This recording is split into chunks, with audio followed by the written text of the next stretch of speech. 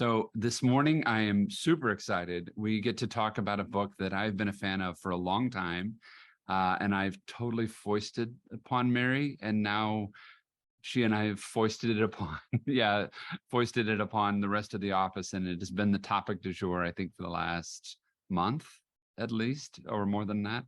It's called The Big Leap, and the author's name is Gay Hendricks. And it's a fairly short read. I don't remember how many pages it is, but it's as Mary pulls that up. But it's a really short read, but it is one of the most simple but impactful books that I've read in a long time. And I'm rereading it again for the second or third time. Yeah, 200 pages.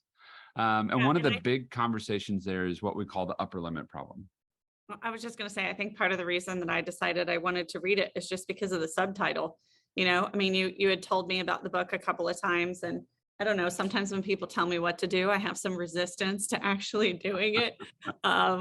Like many people, I don't think I'm the only one who suffers from that, but the subtitle is Conquer Your Hidden Fear and Take Life to the Next Level. And then on the back end, kind of the very top of it says, remove the last obstacle to ultimate success. And that, you could look at that and think, oh, that's a little like froofy. Is that really possible? But I'm going to tell you, like, this content has been really, really helpful for me in terms of processing some of the things that are holding me back from making decisions in business and in life. Yeah, and I've read some of the other books. I think Super Coach is one that you and I both read, and it was a good book, but it was a little too much. Like there was some what we call woo-woo in it. That my mental defenses said, yeah, I don't know if I can handle this, right? But Big Leap seems the analytical side of you said, I don't know. Yeah, this seems a little woo-woo. This one is a little more kind of straight down the middle, right? A little more practical. Very practical. Yeah. So let's walk through a couple of these, because I see myself in probably 3 of the 4, if not all 4 of them. But he talks about 4 big, what he calls upper limiting beliefs. And I, as I read through a number of these, I'm like, yep, that's me. That's no, that's not me, but that one is, right. And it's sort of when you start hitting your upper limit, and the upper limit for me, and as this concept is I'm having too much success.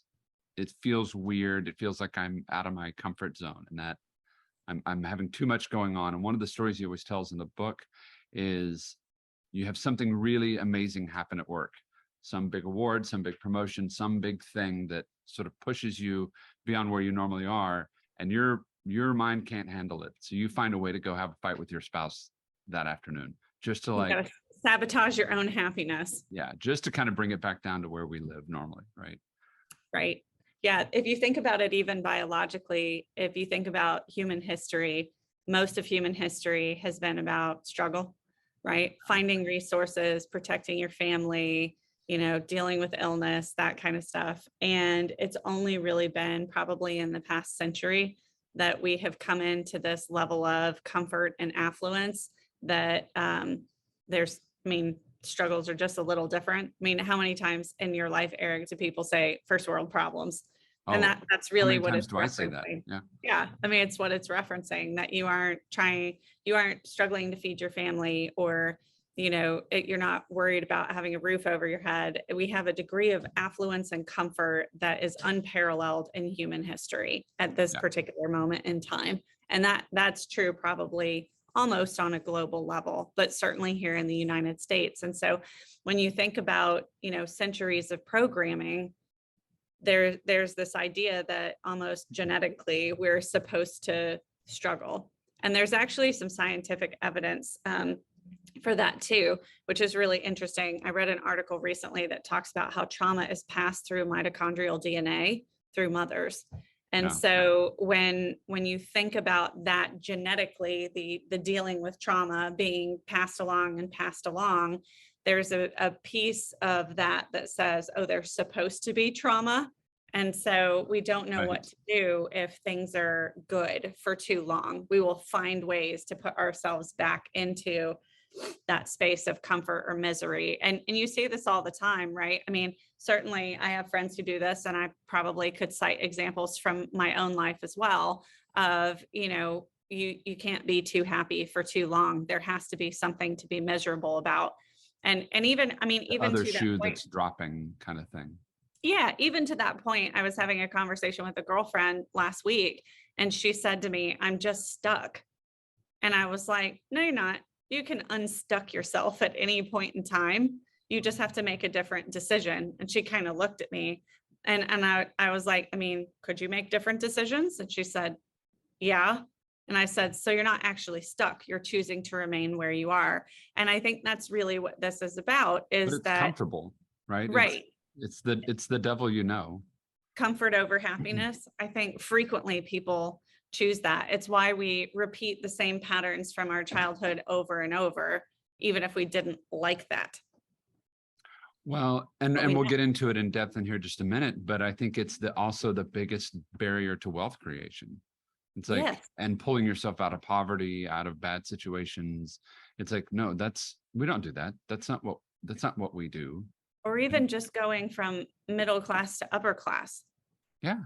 That it's there. You have to get out of that comfort zone and make different decisions.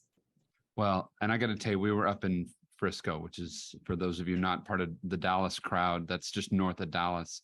And it is I think it's my least favorite city in America. You're going to get canceled by our Frisco listeners. This is true. Well, all of my Frisco listeners are amazing people, but so we went up there this weekend and had a great lunch and everything else. A place called Legacy Hall, if you're interested, like a food court kind of place.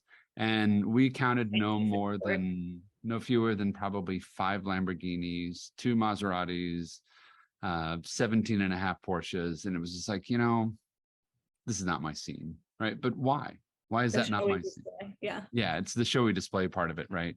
But it's my 9-year-old was in heaven. He said, "Dad, we counted 24 amazing cars today." I'm like, okay, cool. But why isn't that the scene, right? Is why I have no begrudge against someone owning a Lamborghini. I'm slightly jealous because I don't have one, but not really because I don't want a Lamborghini, right? Yeah. But if money was no object, would you have one? I wouldn't have a Lamborghini. I would now have a McLaren and an Aston Martin. Okay, but basically, I mean, we're talking about similar concept, different execution there.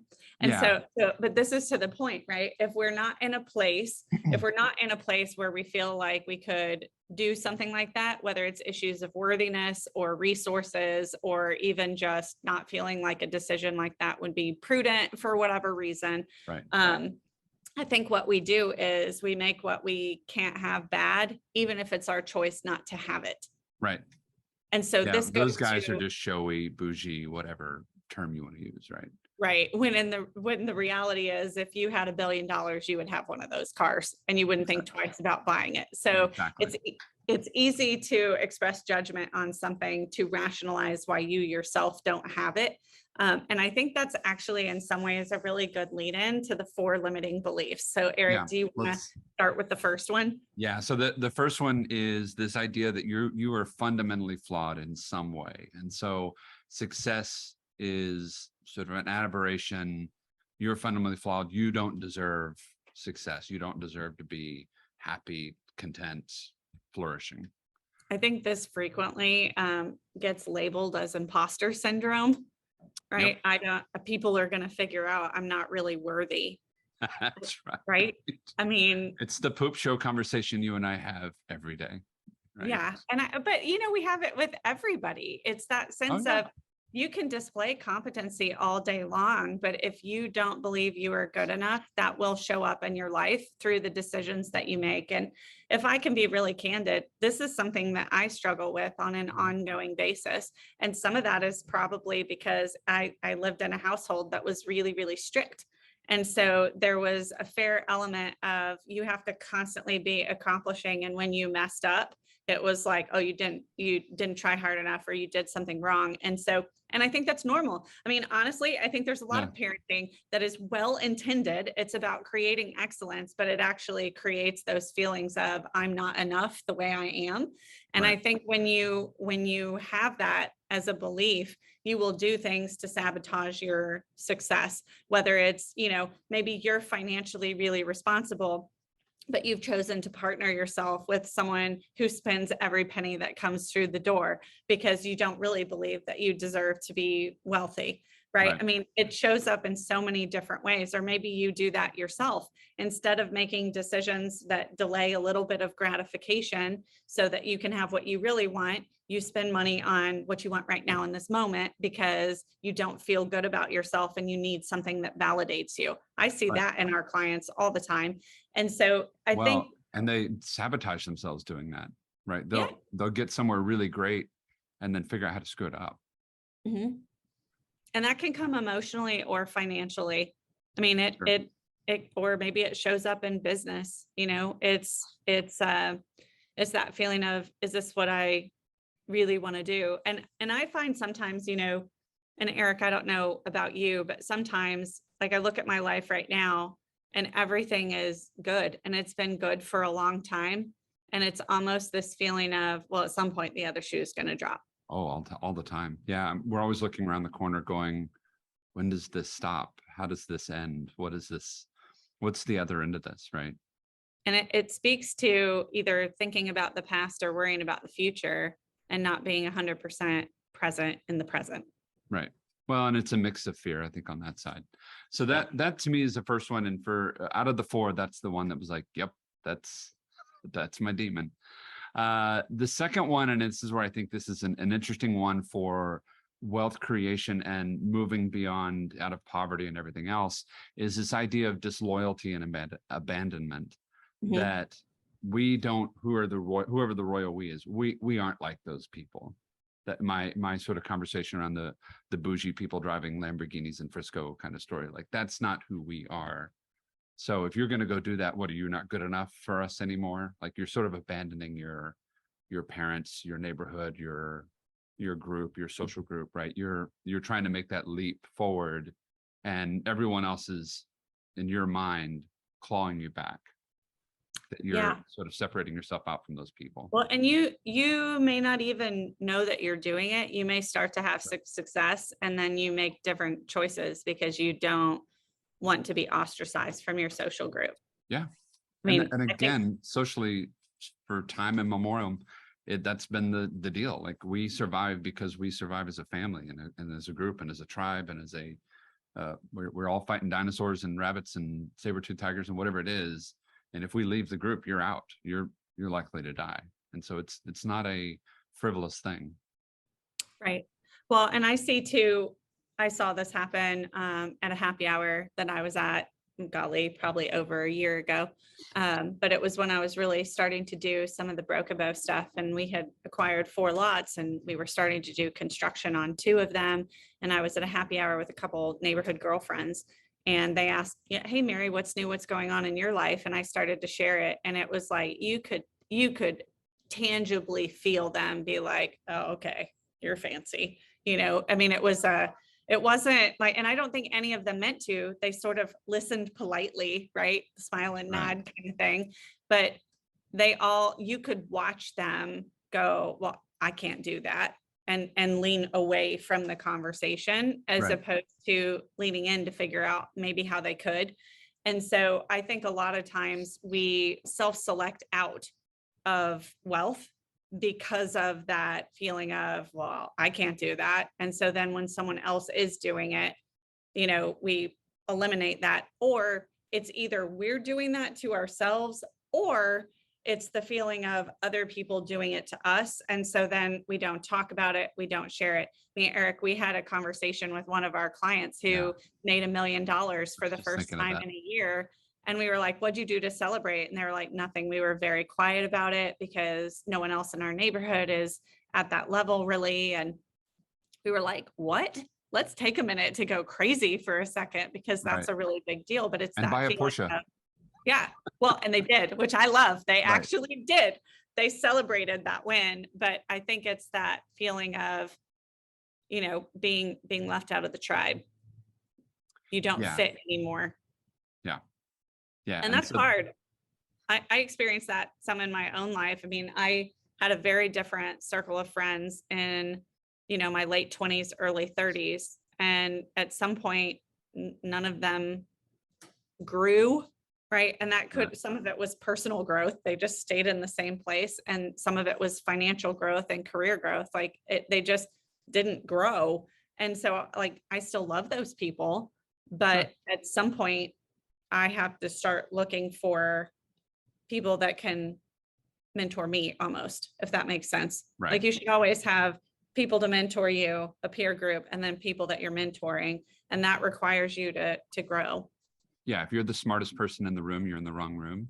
Right. You need something else to go chase. And I think that's where that hierarchy of wealth as a concept comes in, is if you're at level 2 and you're hanging around with somebody at level 4, it can feel intimidating and way beyond what your scope of knowledge or scope of where you could see yourself. But so you need to hang around with somebody. If you're at level 2, hang around with level 3, because it's conceivable. It's not that far away. But I think sometimes that big leap, not to pun the crap out of that one, but the big leap from 2 to 4 can seem a bridge too far, right? And so I think part of that is setting yourself up for success on that side of hanging out, constantly sort of upgrading that group, but not way outlandish, right? Right. Number 3, real quick, believing more success brings a bigger burden. I didn't understand this one until Sunday. And I had a conversation with a friend of ours at church, and I was like, and we didn't talk about this. We were talking about something totally different, but I finally understood this. I don't understand how more success brings a bigger burden. And then she finally nailed it for me. And I'm like, I get this. So she was, they work on a farm. They own a farm and a ranch, and they got cows and horses and crops and everything else that they've got to go do. And their oldest is going away to college. And she didn't say upper limit problem number 3, blah, blah, blah. But in her conversation, she's like, so-and-so is leaving for college. We're really excited about what that's going to look like for him. But we're also stressed because he does so much around the house, around the farm, around the ranch to keep everything working and moving. Like, we don't know how we're going to be able to make it while he's gone. I'm like, so if they're having that conversation with him, it could very easily create that upper limit problem for him, that me going off to college and working towards doing different things means that I'm now a burden for mom and dad, for the family. Well, I think it also could trigger number 2, where he's being disloyal by going to college because he's making things harder, right? I mean, I feel like there's a little bit of both of those in there. Yeah, for sure. For sure. Well, and I think this, we kind of make this joke a lot. It's like winning a pie eating contest, and congratulations, the prize is more pie. Yeah. And that, I found that to be true. I remember the first year that I made it into the Ring of Honor, which is the top 10 advisors with One America. Right. And there was a piece of me that was really excited that I made it. But then there was also that piece of me that was like, oh God, now I have to do it again. Yep. Right. Like, it can't just be a fluke. Now I have to do it again. And it was probably that second year when I was trying to do it again, before it became routine or habit or even a pattern, the amount of stress that caused me was huge. And so I can definitely feel that. Even, you think about growing our company, right? It's the same thing. So we're growing this bigger, and now there's more work, and now there's, we have to think about things in different ways. And so I think sometimes people choose not to grow because they're comfortable where they are and they don't want to add work, when the reality is you can customize anything for what you want to do, as long as you're smart about it. Yeah. And it's a self-limiting belief. It's not reality. Right. It's just different problems, right? And then the last one here, and then I think we can drive on. Hidden barrier number 4, the crime of outshining. And this is this idea that, man, if I'm a superstar, if I'm a rock star, then that makes my brother, my younger sister, my older brother, somebody else feel like less. So I've got to sort of hide my genius so they don't feel bad. And I think number 2 and number 4 have some overlaps on some of that, but that one's an interesting one. Mm-hmm. And I think that sometimes shows up when family members might be condescending about something you're doing because it makes them feel threatened, and it may actually have nothing to do with you, but there could be sort of an automatic, I'm going to turn down my bright, shiny light because it makes other people feel bad happening. And I see people do that all the time. They suppress their genius because they don't want to stand out. Yeah, well, I remember growing up, my granddad had a saying that the nail, and he picked it up in the military and some other places, but the nail that sticks out gets hammered down. And it's like, wow, that's horrible. Like, I didn't understand it in the moment, but like, what a horrible statement. Yeah, that's basically saying, don't be shiny. Don't be shiny, don't stick out, don't make waves. Just do your thing, head down, knock it out. And I think at some point there's some validity to that thought process of knocking it out, getting it done. Don't be the big shiny object just to be the big shiny object. Be the big shiny object when you've got something to do, like when there's substance behind it. But man, what a horror, like without all the explanation behind that and where it fits and where it doesn't, what a horrible thing to like impose upon a kid and a generation. Absolutely. Yeah. Well, I think these are really important in terms of wealth building. So I'm going to bring it back to that for just a second. I think, like most things, if you can label what's causing certain decisions, then you can start to deal with it. And so what I love about this book is that if you're thinking about those limiting beliefs and you spend some time thinking about how they're applying to your life and how they're impacting your finances, you can begin to make different choices. Not that it's going to be easy, because growth can be hard, but if you spend the time thinking about it and you realize, well, I struggle with issues of worthiness, and so I'm sabotaging opportunities or not leaning into opportunities or relationships, or maybe I'm just approaching things with fear because, oh, well, it can't really be that way, right? Because I can't have it that way. I remember a story from a couple years ago where we were talking to someone who was in the private equity world, and he was doing smaller deals, and he passed on 3 or 4 deals because he said, if these deals were really this good, they wouldn't have landed on my desk. And they really were that good. He just didn't believe that he deserved it. Yep. Right. And so that to me is very much a worthiness issue. And so sometimes we miss opportunities because of that belief. And I think it's just important to go through and figure out, the more you know about what's driving your behavior, the easier it is to conquer the things that are limiting you. So we'll probably do a second version of the Big Leap here in a minute, which talks about zones of incompetency, competency, excellence, genius, and some questions to ask yourself to help you get further ahead. But I highly recommend as a read. It's a very easy read. Yeah. And I found it to be. It's super easy and it's super impactful. The hardest stuff doesn't have to be, or the biggest impacts don't have to come from like weird esoteric authors with all the rest of it. It's sometimes super easy. Practical. It's awesome. Super practical. Well, if you're looking for me, you can find me at The Wealth Woman, wherever you social media. Eric, where can they find you? And you can find me at Economics with Eric, wherever you social media as well. We'll see you next time.